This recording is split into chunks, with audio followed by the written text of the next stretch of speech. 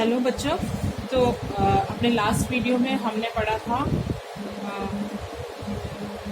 अपर पैरेलैथिक period तक, है ना। अभी इसके आगे हमारा बनता है मेसोलैथिक पीरियड। ठीक है, तो हम अभी इस पीरियड के बारे में पढ़ेंगे। तो the largest number of the painting belong to the period second that covers the Mesolithic paintings, यानी कि जो सबसे बड़ी बड़ी पेंटिंग्स हैं वो इस पीरियड में बनाई गई थी। During this period the theme multiply but the paintings are smaller in size, यानी कि जो थीम्स थी इस पीरियड में वो तो बहुत सारी हो गई थी, बहुत सारी थीम्स पर पेंटिंग बनाई जाने लगी थी, लेकिन जो उन पेंटिंग्स का साइज था वो साइज बहुत छोटा था। तो हंटिंग सीन प्री डोमिनेंट, तो सबसे ज़्यादा जो वो क्या है, उन्होंने सबसे अधिक जो थे वो हंटिंग सीन उन्होंने बनाए थे। तो the hunting scene depict people hunting in groups armed and barbed spread pointed sticks arrows and bows. तो उन्होंने क्या किया था, उन जो हंटिंग सीन्स थे वो किस तरीके से उन्होंने दिखाए थे, या तो उन्होंने ग्रुप में दिखाया था, या फिर उन्होंने पॉइंटिंग स्टिक के द्वारा प्रेजेंट किया था, या उन्होंने एरो दिखाए थे, या उन्होंने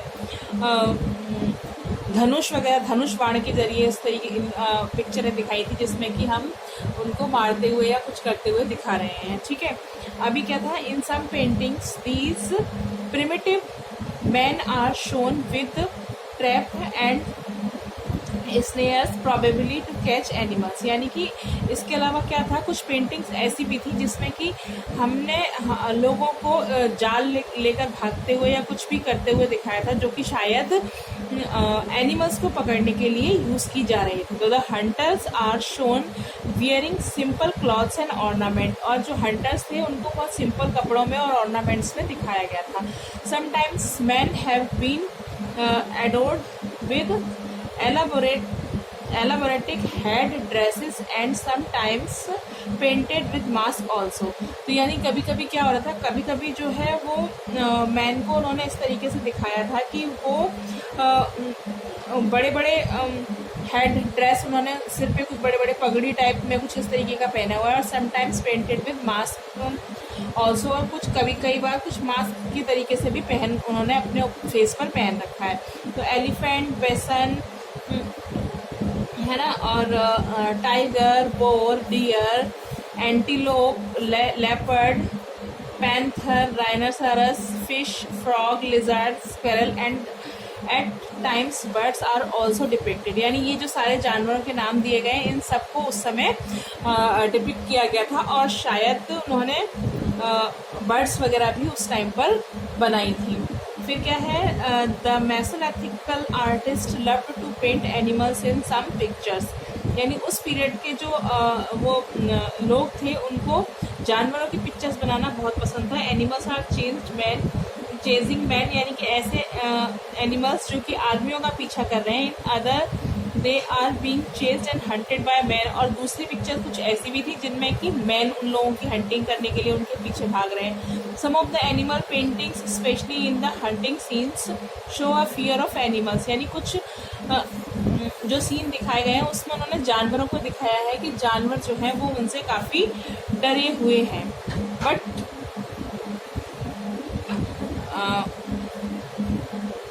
जानवर उन लोगों से इस तरीके की एनिमल्स दिखाए, but many others show a feeling of tenderness and love for them, और कुछ ऐसे भी दिखाए हैं जिनमें कि हम ये दिखाते हैं कि वो उनसे प्यार करते हैं, जानवरों से प्यार भी करते हैं। तो they are also a few aggressive representing mainly animal, तो मतलब उन लोगों की जो भी पेंटिंग्स थी मेनली किसके ऊपर थी, मेनली वो उन्होंने एनिमल्स के ऊपर उन पेंटिंग्स को बनाया था।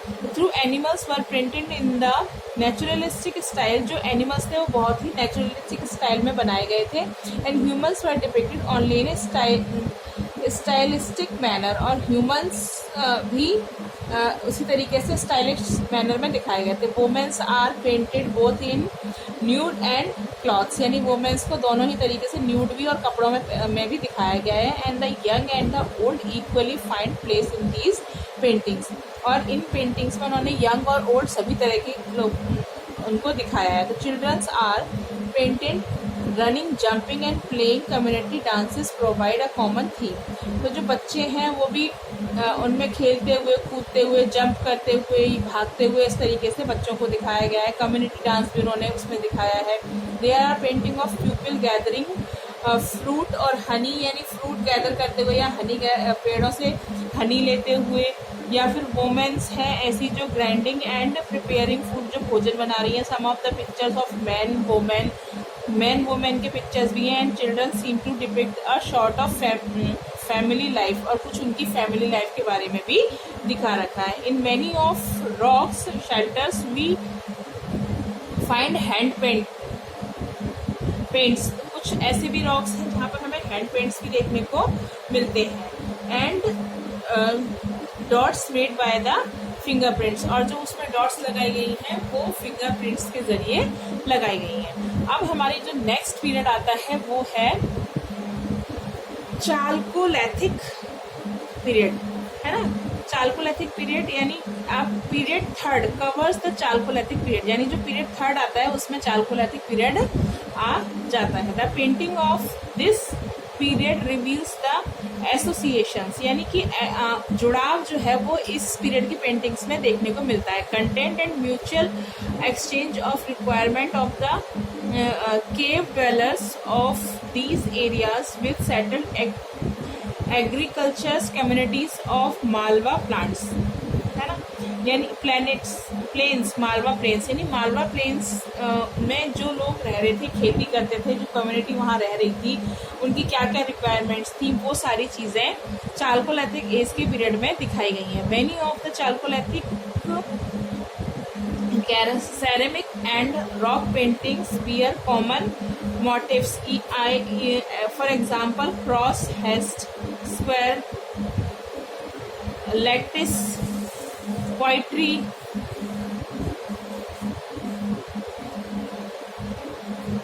and metal tools are also shown, यानी कि पॉटरी वगैरह, मेटल्स के बने हुए टूल्स वगैरह वो भी इस पीरियड में हमें दिखाए गए हैं। But the vividness and variety and vitality of the earlier period disappeared from these paintings. लेकिन जो स्टार्टिंग में जो हमें देखने को मिला था ना, वो अब ये इन पेंटिंग्स के आने के बाद में वो पेंटिंग्स दिखना बंद हो गई थी। And the artist of Bhimbetka used many colours. Bhimbetka के जो आर्टिस्ट थे उन्होंने बहुत सारे कलर्स यूज किए थे, है ना, including various shades of white, yellow, orange, red, occur, purple, brown, green and black, ये सारे कलर उन्होंने यूज़ किए हैं। But white and red were their favourite colours, लेकिन वाइट और रेड जो है वो इनके फेवरेट कलर्स थे, इनको वो ज़्यादा यूज़ करते थे। तो the paints were made by grinding various rocks and minerals, यानी जो कलर्स थे, पेंट्स थे, वो कहाँ से, पत्थरों को पीस कर उससे जो, या फिर जो मिनरल्स निकल रहे होते थे उनसे मिलाकर ये बनाए जाते थे। They got red from hematic known as geru in India, जिसको कि हम इंडिया में गेरू कहते हैं, उस कलर को उन्होंने बहुत यूज़ किया है। The cream came from the green variety of a stone called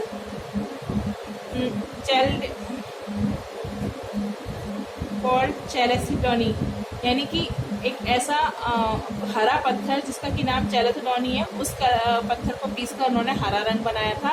white might have been made out of limestone, white जो है वो लाइमस्टोन से बनाया गया था। और the rock of the mineral was first ground into a powder, तो ये इनका जो सबसे पहले इन रॉक्स को क्या किया था, इनका पाउडर बनाया जाता था। दिस में then have been mixed with water and also with some thick or sticky substance such as animal fat or gum or rains from the tree। तो यानी ये क्या करते थे कि इसके ये इतना करने जो मिनरल्स और वो सब निकल रहे थे, उससे पाउडर जो उनका मिलता था उनको पत्थरों का, उस पाउडर में वो पानी मिलाते थे, या फिर इसके अलावा वो कुछ चिपचिपा पदार्थ भी मिलाया करते थे जो कि शायद एनिमल फैट्स से हो सकता था, या फिर वो पेड़ों से निकलने वाली गोंद से भी हो सकता था, या फिर कुछ और भी चीज़ उसमें हो सकती थी। ठीक है, अब brushes were made up of plant fibre, plant fibre से वो ब्रशेस बनाते थे। What is amazing in that These colors have survived thousands of years of adverse weather condition, यानी किसी भी तरह की वेदर कंडीशन हो उसके बाद भी इस तरीके के जो कलर्स होते थे वो हजारों साल तक ऐसे ही रहते थे. It is believed that the colour have remained intact because of the chemical reaction of the oxide present on the surface of the rocks. और ये कहा जाता है कि रॉक्स जो हैं उनमें जो केमिकल रिएक्शन होता था उसकी वजह से ही ये सरफेस पर दिखाई देती थी. मतलब अब तक वो कलर्स जो हैं वो ख़राब नहीं हो पाए हैं. तो the artist here made their paintings on the walls and ceilings of the rock shelter, यानी कि उन्होंने जो पेंटिंग्स वो कहाँ बनाई हैं, वो उन्होंने वॉल्स पे बनाई हैं या फिर जो रॉक शेल्टर की जो छतें थी उन पर भी उन्होंने बना रखी हैं. Some of the paintings are reported from the shelter where people lived. कुछ पेंटिंग्स ऐसी भी थी जहाँ पर कि लोग रहते थे, उन्होंने वहाँ पर बनाई हैं. But some other were made in palaces which do not seem to have been living space at all.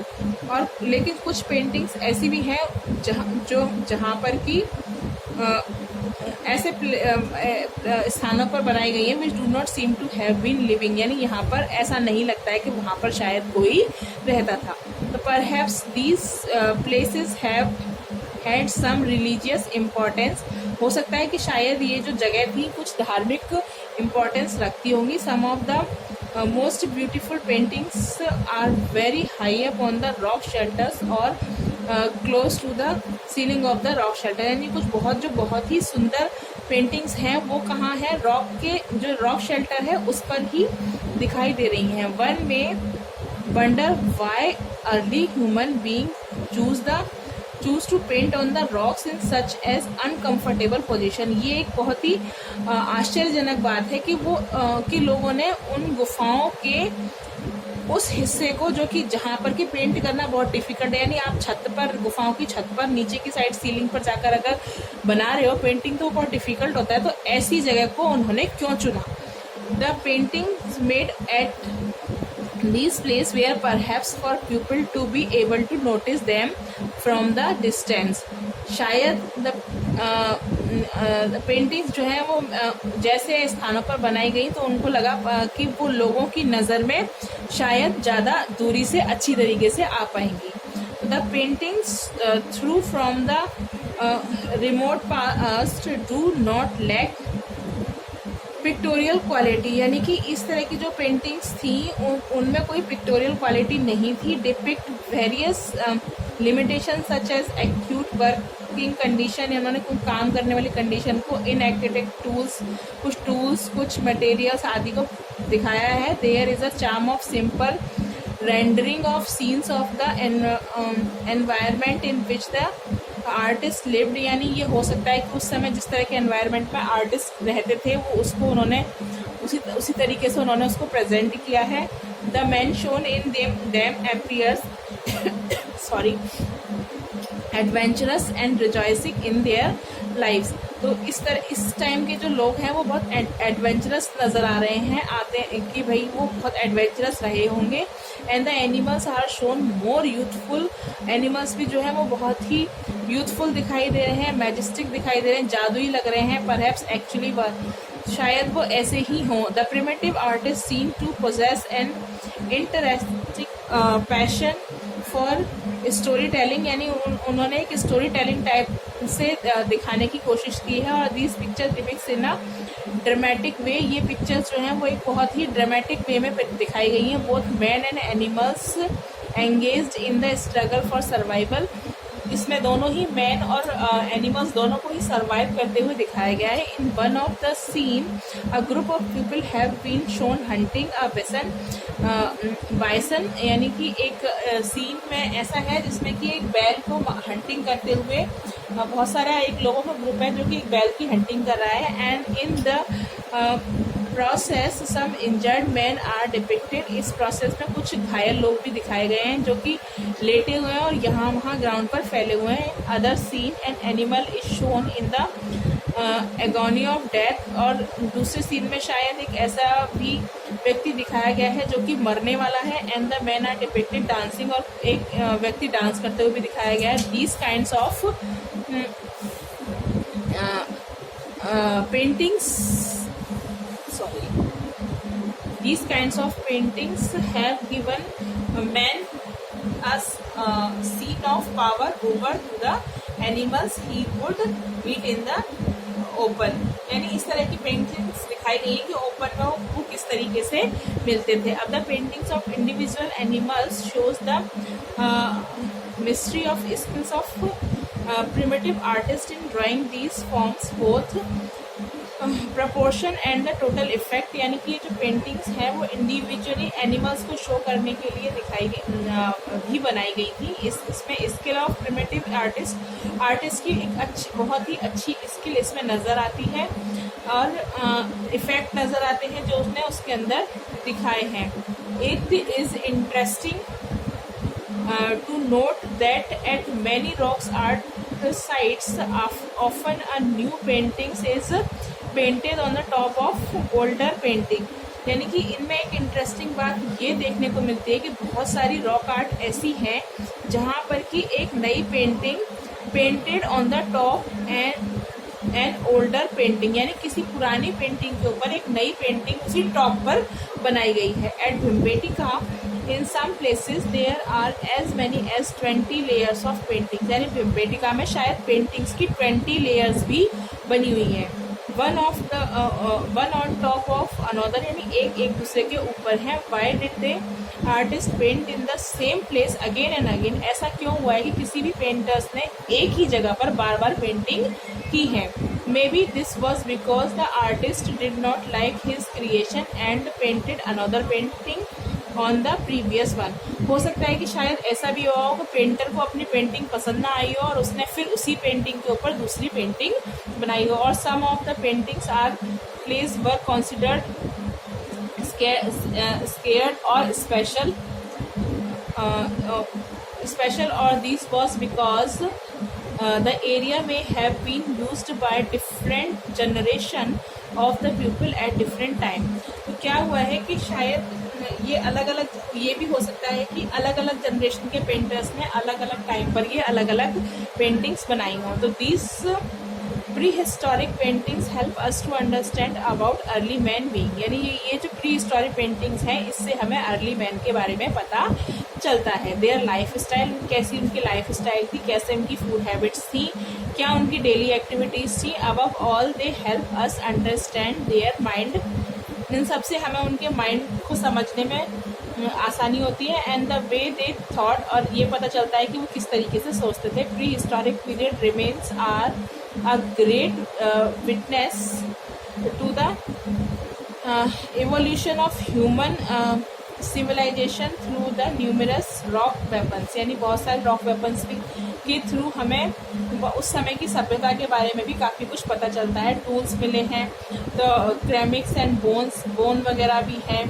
तो मोर देन एनीथिंग एल्स, बाकी सब चीज़ों के साथ साथ the rock paintings are the greatest wealth the primitive human being to had period left behind. यानी जो पुराना जो पीरियड पीछे गुजर गया है, निकल गया है, उस पीरियड में हमें पेंटिंग के ज़रिए से बहुत कुछ सीखने को मिलता है। अब आप ये देखो, ये यहाँ पर मैं आपको दिखा रही हूँ, ये पेंटिंग दिखाई गई है। इसमें है हंटिंग सीन, है ना, जो मैंने पीछे आपको बताया था। Hunting scene predominant in Mesolithic period.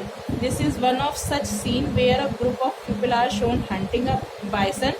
एक बाइसन का बहुत सारे लोग ग्रुप मिलकर जो है वो हंटिंग कर रहे हैं। सम इंजर्ड, कुछ इंजर्ड हो गए हैं। Man are depicting laying scattered on the ground, यानी ये ग्राउंड पर फैले हुए लोग सो रहे हैं, पड़े हुए हैं। And these painting shows mystery in the skill of drawing these forms. यानी कि ये पेंटिंग जो है वो दिखाती है कि किस तरीके की उस समय पेंटिंग्स बनाई जाती हैं। अब देखिए, ये है डांसिंग सीन। दूसरी पेंटिंग क्या है? डांसिंग सीन की। In this picture hand linked figure in dancing mode are shown, यानी कि एक दूसरे के हाथ में हाथ डाले हुए जो लोग हैं वो डांस कर रहे हैं। In fact this is a recurrent theme, एक बहुत ही अलग सी थीम थी। It also recalls the dancing scene from the Lakhudiyar rock painting found in Uttarakhand, यानी उत्तराखंड की जो लखुदियार है उसमें उसकी रॉक पेंटिंग में इस तरह की पिक्चर्स हमें देखने को मिली हैं। अभी ये इसमें ये क्या है, this practice is common among primitive people of today also, they engrave or paint or rock or as part of the rituals they perform at birth, at death, at counting, at age and at the time of marriage. They dance masked during hunting, relate to people them kill the animal difficult to the kill. यानी ये वही बता रहे हैं कि इस type के लोग उस टाइम इस तरीके से रहा करते थे। तो आज ये आपका ये चैप्टर जो है वो फर्स्ट चैप्टर जो था प्री हिस्टोरिक पेंटिंग्स है ना, वो chapter pre historic rock paintings वो चैप्टर आपका आज कंप्लीट हो गया है। अब आपको मुझे इसके नोट्स आप मुझे रेडी करके देंगे, इसके नोट्स बनाएंगे और फिर मैं आपको कुछ क्वेश्चंस दूंगी जिसे आप मुझे कंप्लीट करके देंगे। Thank you.